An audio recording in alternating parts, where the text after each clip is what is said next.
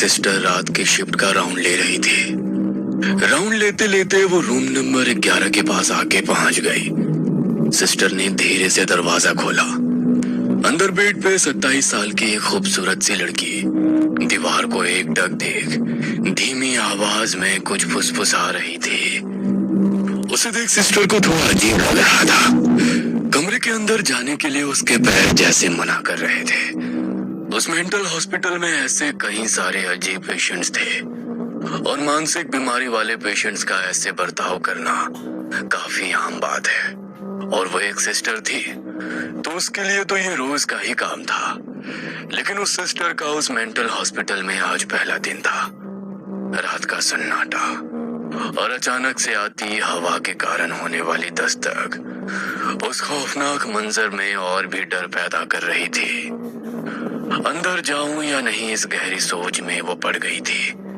मन में थोड़ी सी हिम्मत कर उस सिस्टर ने अपना एक पैर अंदर बढ़ाया ही था कि तभी अचानक से वो लड़की जोर से हंसने लग गई और अजीबोगरीब हरकतें करने लग गई। उसका मुंह दीवार की तरफ था। उसने अचानक से अपनी गर्दन उल्टी घुमाई और देख सिस्टर के पसीने छूट गए। उसके पैर मानो वहीं जम गए। अपने कांपते हुए हाथों से कमरे का दरवाजा बंद कर सिस्टर दूसरे सिस्टर को आवाज लगाते हुए रिसेप्शन की तरफ दौड़ी। Sunita sister, Sunita sister. दौड़ते हुए सिस्टर रिसेप्शन पे पहुंच जाती है।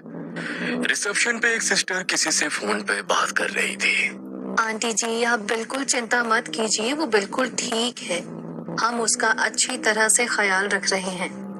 इतना कहकर सुनीता सिस्टर फोन रख देती है और उस दूसरी सिस्टर को देखकर कहती है, क्या हुआ रचना सिस्टर, तुम इतनी डरी हुई क्यों हो? तब रचना सिस्टर जो कुछ हुआ था वो सब सुनीता सिस्टर को बताती है। लेकिन आप किससे बात कर रही थी?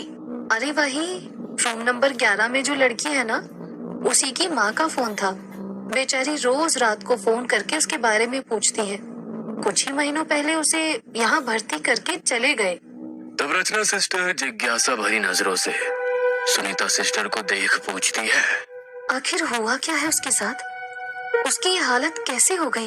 दिखने में तो काफी खूबसूरत है वो। हाँ, ऐसी हालत बस दोनों ही हालात में हो सकती है, जब कोई किसी से पागलों की तरह प्यार करे और वो उसे ना मिले, या फिर तब जब उस पे किसी रूह का साया हो।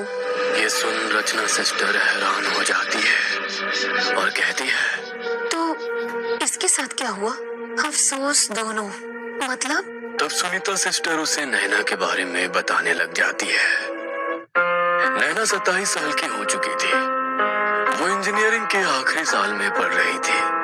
पूरे कॉलेज में नैना से खूबसूरत लड़की और कोई भी नहीं थी।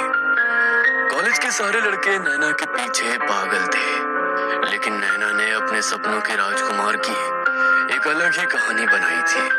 वो मन ही मन रोज उसके जिंदगी में आने वाले राजकुमार के सपने सजाती थी।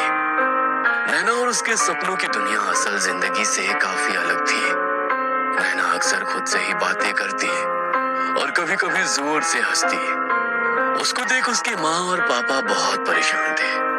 उनकी बेटी की शादी की उम्र हो गई है और अब उसके लिए कोई अच्छा सा लड़का ढूंढना चाहिए, ऐसा उन्हें महसूस होने लगा। और उन्होंने कई सारे रिश्ते भी नैना के लिए लाए, लेकिन नैना हर रिश्ते के लिए मना कर देती, ये कहकर कि वो लड़का उसके सपनों के राजकुमार जैसा नहीं है जैसा उसने सोचा है। काफी सारे रिश्तों को बार बार मना करने के कारण नैना के लिए रिश्ते आने अब बिल्कुल ना के बराबर हो गए थे। इस बात से नैना के माँ और पापा बहुत परेशान थे, लेकिन नैना इस बात से बिल्कुल अनजान अपने ही सपनों की दुनिया में मगन थी। रात का समय था। रात के लगभग 12:30 बजे थे, लेकिन नैना अभी भी जाग रही थी। उसके कमरे की बत्ती अभी भी जल रही थी। नैना अपने कमरे के खिड़की के पास बैठे खिड़की से बाहर देखे अकेले ही मुस्कुराते हुए अपनी डायरी में कुछ लिख रही थी। उसे अक्सर डायरी लिखने की आदत थी। उस डायरी में उसने अपने होने वाले लाइफ पार्टनर के बारे में सब कुछ लिखा था। वो डायरी नैना के दिल के बहुत करीब थी, इतनी कि नैना की जान उसमें बस गई थी। वो मुस्कुराते हुए उस डायरी में कुछ लिख रही थी। नैना की ये हरकतें उसके माँ और पापा के लिए कुछ नई नहीं थी, इसलिए वो इस बात की तरफ ज्यादा गौर नहीं करते थे। नेक्स्ट पार्ट के लिए हमें सब्सक्राइब करें।